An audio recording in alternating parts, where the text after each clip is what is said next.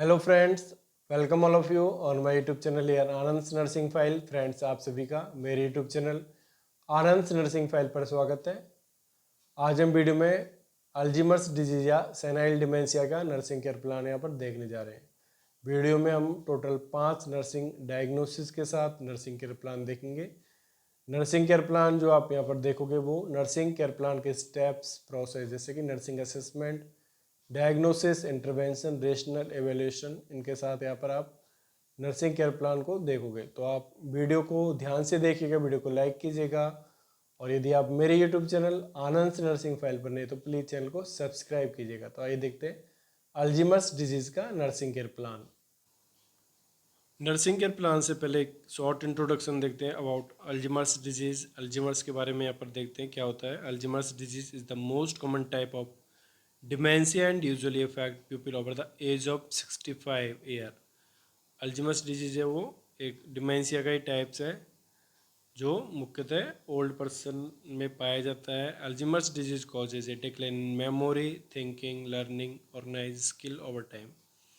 Alzheimer's disease के साथ साथ व्यक्ति अपनी मेमोरी, सोचने की क्षमता, सीखने की क्षमता और स्किल्स को भी लॉस करता जाता है। Next, Alzheimer's disease improve parts Alzheimer's disease involve parts of the brain that control thought, memory and language. Alzheimer's disease में ब्रेन के जो थॉट है, मेमोरी है, लैंग्वेज, ये वाले जो एरियाज जो ब्रेन को कंट्रोल करता है वो एरिया इसमें इन्वॉल्व होते हैं। ये सारा डिक्लाइन होता चल जाता है। Next, Alzheimer's disease also called as senile dementia. Alzheimer's disease को हम सेनाइल डिमेंशिया के नाम से भी जानते हैं। तो ये एक short introduction about Alzheimer's disease. Next देखते हैं nursing care plan. Nursing care plan on Alzheimer's disease यहाँ पर देखते हैं। फर्स्ट नर्सिंग केयर प्लान है योगा सोशल आइसोलेशन। इसमें देखते हैं नर्सिंग असेसमेंट, नर्सिंग डायग्नोसिस, गोल, प्लानिंग और इंटरवेंशन, रेशनल एवेल्यूशन। जो हमारे नर्सिंग केयर प्लान के स्टेप्स प्रोसेस हैं वो यहाँ पर आपको लिखने हैं। सारे एक टेबल बनाना है और इसमें सबसे पहले लिखना है subjective data and objective data. Subjective data देखते हैं पर patient unable to recognise their friends and family member. और ऑब्जेक्टिव डाटा देखते हैं पर नॉन वर्बल एजिटेशन और combativeness, lack of attention, disorientation, lack of attention हमने यहाँ पर 2 बार लिख दिया है, केवल 1 बार लिखना है, लेक ऑफ अटेंशन। तो ये था सब्जेक्टिव एंड ऑब्जेक्टिव डाटा। तो सब्जेक्टिव एंड ऑब्जेक्टिव डाटा के बेस पर आपको यहाँ पर लिखना है नर्सिंग डायग्नोसिस जो होगा social isolation related to declining cognition and difficulty with speech as evidenced by inability to recognise friends और फैमिली। यहाँ पर नर्सिंग डायग्नोसिस होगा, गोल होगा पर to maintain social relationship. Planning और इंटरवेंशन देखते हैं। फर्स्ट होगा assess for a support system. Rationale होगा, rationale means what is the reason behind this intervention, means जो इंटरवेंशन हम पेशेंट को देंगे उसके पीछे का रीज़न क्या है। देखते हैं इसमें रेशनल में to assist the patient with everyday activities and social stimulation. Number second हो गया यहाँ पर determine physical, ambulate and mental communicate limitations. Rationale होगा helps in early intervention process. Number third होगा provide games and activities to their cognitive level. Rationale होगा to keep their mind and body stimulated. Number 4 देखते हैं refer to a adult day care centre और facilities. Rationale होगा patients and families can benefit from adult day care centre और programme for those with conditions such as Alzheimer's disease or Parkinson's disease that provide socialization. Number 5 देखते हैं यहाँ पर help them remember who they are, play some of their favorite music, look through family photos or simply ask them questions about their childhood. Reason होगा to provoke their memory and remind them of their accomplishment. Number 6 देखते हैं पर get outside. Reason होगा being in nature, breathing in fresh air and feeling the sun has amazing mood boosting benefits. After providing these interventions, we write here the evaluation steps for this care plan. तो देखते हैं यहाँ पर first care plan का evaluation। यहाँ पर evaluation लिखना है सोशल रिलेशनशिप मेंटेन। जो हमारा गोल था टू मेंटेन सोशल रिलेशनशिप, वो हमने अचीव किया बाई डिफरेंट इंटरवेंशंस जो हमने पेशेंट को प्रोवाइड किए। तो इस तरह से केयर प्लान फर्स्ट को कंप्लीट करते हैं। नेक्स्ट देखते हैं care plan number second for Alzheimer's disease. Care plan second हो गया risk for fall. Nursing diagnosis देखते हैं पर subjective data not applicable means A risk diagnosis is not evidenced by sine and symptom. Means अभी तक जो हमारा nursing diagnosis है उसमें रिस्क है, मीन्स किसी भी प्रकार का साइन एंड सिम्टम अपीयर नहीं है, तो इसलिए हम केवल यहाँ पर लिखेंगे not applicable. And objective data में लिखना है perform a fall risk assessment. Next देखते हैं डायग्नोसिस होगा पर risk for fall related to poor mobility and poor perception. Goal होगा patient will remain free from fall. Planning और इंटरवेंशन देखते हैं। First assess muscle strength and coordination. Rationale होगा adults with dementia में ओवर एस्टिमेट दियर एबिलिटीज और forget their limitations. Second देखते हैं assess judgement and perception. Rationale होगा patient with dementia may appear lucid but have period of forgetfulness or confusion. Number third, simplify task for the patient by using simple word and instructions. रेशलो का dementia patient may have difficulty handling complex task. Number fourth, keep all our items within easy reach. Water cups, eyeglasses, remote control phone, and any frequently used items. Rational होगा to prevent the patient from needing to move from the bed or chair to reach some things. Number fifth, use fall alert devices. Rational होगा bed and chair alarms should be used when a patient is identified as being a fall risk. Number six, the patient should be given a fall alert device such as necklace, which look to press in the event of an emergency. Number seven होगा for ambulatory patient keep hallway and walking areas clear, remove or rearrange extra furniture, remove rush and keep the floor free from cots. Rational होगा पर to promote safety and prevent risk for injury. After providing these interventions, we write the evaluation steps for this care plan. तो देखते हैं यहाँ पर evaluation में लिखना है now patient is free from risk for fall. जो हमारा गोल था वो हमने अचीव किया हुआ डिफरेंट इंटरवेंशन जो हमने यहाँ पर पेशेंट को प्रोवाइड किया। तो इस तरह से केयर प्लान नंबर सेकंड को कंप्लीट करते हैं। नेक्स्ट देखते हैं केयर प्लान नंबर थर्ड। हो गया यहाँ पर सेल्फ केयर डेफिसिट। देखते हैं इसमें नर्सिंग असेसमेंट में subjective data patient relative say that he is unable to do their self care activities. And objective data देखते हैं पर assess level of abilities, inability to maintain hygiene, unbrushed hair or teeth, unsafe face, body odor, etc. After writing subjective and objective data, we write it the nursing diagnosis. तो देखते हैं nursing diagnosis में self care deficit related to cognitive decline and dementia. Goal होगा patient will maintain independence in dressing, bathing and toileting for as long as possible.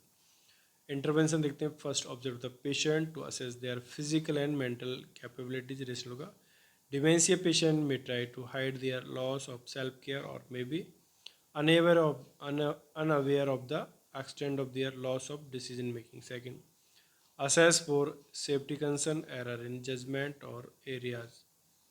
Rational होगा पर to enhance and support their self care activities. Number third देखते हैं determine care giver support. Rationale होगा caring for those with dementia can be time consuming and exhausting for family members. Number four देखते हैं maintain a schedule and routine. The family और care giver should encourage a routine each day that include dressing, bathing, meal time, and elimination practices. Rational होगा this prevents confusion and helps the patient maintain organization and independence. Number fifth देखते हैं offer simple choices। rational होगा patient with dementia can often become overwhelmed when making decision and cannot translate too much information at once. Number six देखते हैं consider resources to improve self care. Example hand held shower heads and benches can make pathing easier and safer. Rationale होगा पर this will promote self care activities. After writing these interventions, we write here the evaluation steps for this care plan. तो देखते हैं पर evaluation